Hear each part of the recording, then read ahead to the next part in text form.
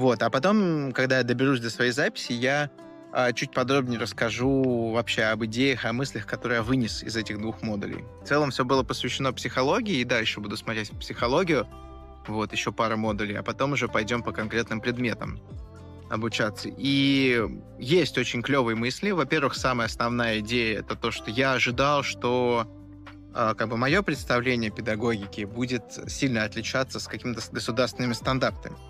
Но оказалось, что многие основные идеи, они в действительности такие же, как и мои, да, возможно, они там написаны немножко другим языком, возможно, они написаны с другой терминологией, но, в принципе, демократический подход, учет состояния ребенка, индивидуальный подход, это все присутствует. Даже там какие-то очень крутые принципы гуманистического подхода. То есть в целом вообще никаких вопросов нету, единственное, нужно сейчас через это все продираться.